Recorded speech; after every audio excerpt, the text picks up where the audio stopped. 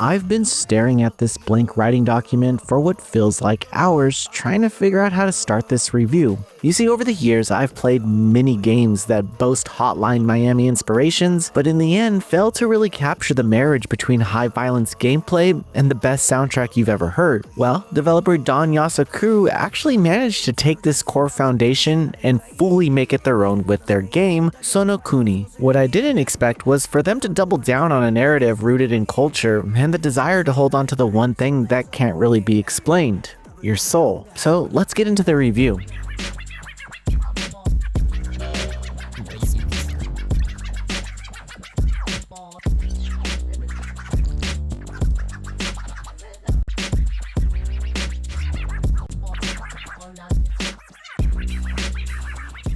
While you may not expect it, Sonokuni has a story where players assume the role of Takaru, a resident of the Sonokuni village who is currently at odds with some newcomers to their region. This new race calls itself the Wanakuni, and they have found a way to be nearly immortal to disease or aging by merely taking a pill. Those who take this assimilation pill, as it's described, turns into a sort of plant-like humanoid whose only defining feature is their head, hat, I don't know what it is, but it's usually a plant. When we're thrown into the story, the Wanakuni have already established themselves in the region, gaining followers and influence over the Sonokuni tribe. This begins a divide between the village leaders and Takaru, who wants to hold on to the values of her culture and not assimilate. The Sonokuni are in a tough place. They see the advancements of the Wanakuni tribe, who are honestly overly helpful at times, even hospitalizing an ill Sonokuni member without assimilating them, but they also don't want to assimilate and lose their defining details that make them human. This mental tug of war between the citizens eventually comes to a head, and Takaru is now in the middle of it all. There are some high fantasy elements in the narrative as well, as Takaru has two inner voices that give opinions of her path, but also reveal unique aspects of how and when the story actually takes place. It's a decent narrative with a well-rounded hook that kept me motivated to clear the stages, if only to see Takaru's next move. Also,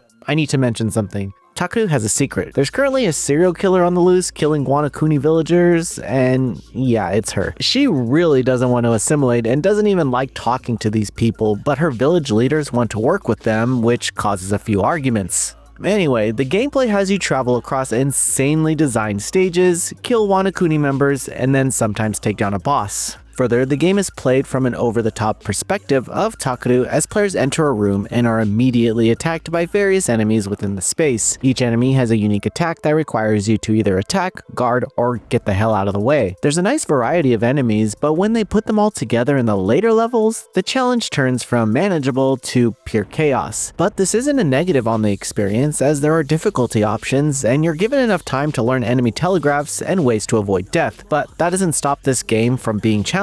Luckily, Takaru has an ability that can slow down the action, but it is limited, so knowing when to use it becomes another part of the experience that you need to manage. If you play on the easiest difficulty, you get unlimited slowdown, and you can switch to it at any time. I'll admit that I had to do this on the last boss because that fight is freaking impossible. I actually like this approach to the difficulty, as it doesn't really change much about the enemies, but it gives you the option to learn how to avoid attacks so you can improve your skills. After beating the game, you unlock an even higher difficulty and ways to set up speedrun options. While most of the time I couldn't expect games like this to have a replay value for general gamers, Sonokuni has branching paths and more challenging rooms during stages that you can either attempt or avoid. That said, I wish there was a feature that allowed you to save outside of doors and rooms, in case you need to turn off the game, but right now it auto-saves at the beginning of the levels. The levels aren't huge, so it's not the worst system, but a mid-level save option should be added at some point. Further, the team added a system that shows you the easiest routes to the end of the stage, making navigation feel pretty natural against the insane environment designs.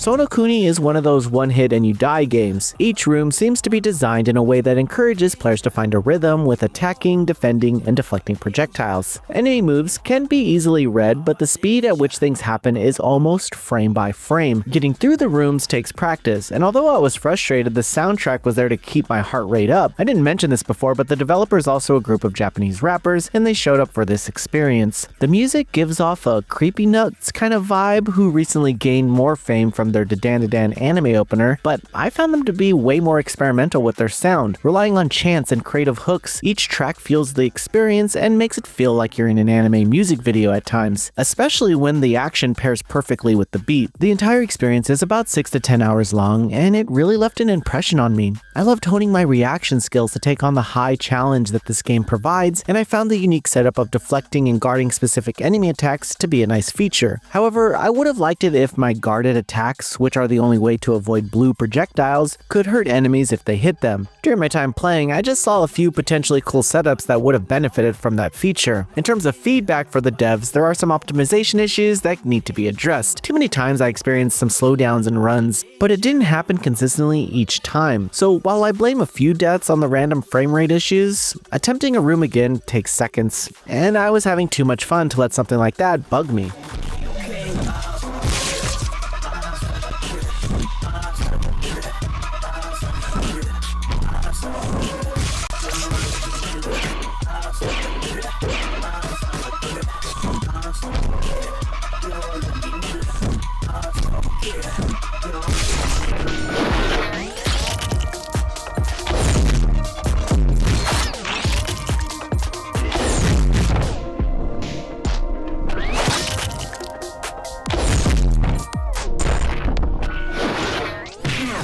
Sonokuni left me a bit surprised by how ambitious this small team got in terms of challenge. They express high trust in their players' skills by creating a difficulty setting that encourages you to refine your abilities in such a demanding way. Regardless of the challenge, I was having a ton of fun learning the moves, besting enemies who killed me dozens of times, and uncovering a genuinely powerful narrative that I wasn't expecting. This is a weekend experience that, even if you suck at it, will at least give you some cool music to listen to. And on that note, I also want to thank the devs for stopping the music when you pause the game. Noisy Pixel is giving Sonokuni a 7.5 out of 10.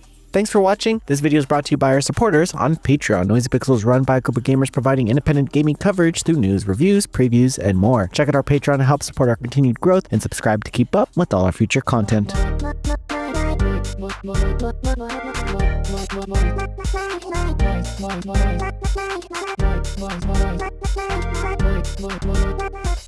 Noisy Pixel.